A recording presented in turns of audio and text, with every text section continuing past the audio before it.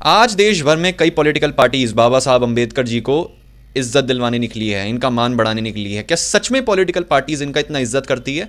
चलो थोड़ा असलियत से वाकिफ करवाते हैं आपको। सबसे पहले इनको father of the Indian constitution कहा जाता है, यानी कॉन्स्टिट्यूशन का अपमान, बाबा साहब का अपमान। 1975 के इमरजेंसी के वो किस्से याद आते हैं जहाँ पे कॉन्स्टिट्यूशन का बहुत बुरी तरीके से अपमान किया था कांग्रेस ने। क्या ये बाबा साहब का अपमान नहीं है? बात करें बीजेपी की, तो क्या article 19 freedom of speech and expression को सप्रेस कर देना, मीडिया को अपनी गिरफ्त में ले लेना, क्या ये कॉन्स्टिट्यूशन का अपमान नहीं है?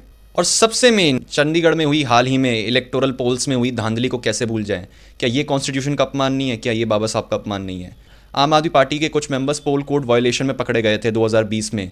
क्या उन्होंने कॉन्स्टिट्यूशन का पालन किया था? क्या वो कॉन्स्टिट्यूशन का अपमान नहीं है? क्या बाबा साहब का अपमान नहीं है? और टीएमसी जो स्टेट भर में प्रोटेस्ट निकालना चाहती है बाबा साहब अम्बेडकर को इज्जत दिलवाने के लिए, वो तो ऐसी बात ना ही करे, क्योंकि ये किसी की राइट टू लाइफ को सिक्योर नहीं कर पाए, ना तो कॉन्स्टिट्यूशन को इज्जत दे पाए, तो एक कहाँ ही बाबा साहब को इज्जत दे पाएंगे।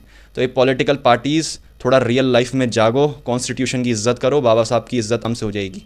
और ये जो कॉपीराइट लेके बैठे हो कि हमारे बाबा साहब हमारे बाबा साहब, अंदर की कहानी सबको पता होती है क्या है। और बीजेपी ने जो अमित शाह ने कहा वो रियल में बहुत गलत चीज़ थी, ये नहीं कहनी चाहिए थी। जहाँ पे पार्लियामेंट में मुद्दे उठने चाहिए थे कि अनएम्प्लॉयमेंट, पावर्टी और कैसे हम देश को आगे ले जा सकते हैं, इनके ऊपर चर्चा होनी चाहिए थी, वहाँ पूरा पार्लियामेंट सेशन से बाबा साहब का कॉपीराइट लेने में ही निकाल दिया। तो गाइज़ आपके क्या विचार है, मैं ज़रूर बताइएगा।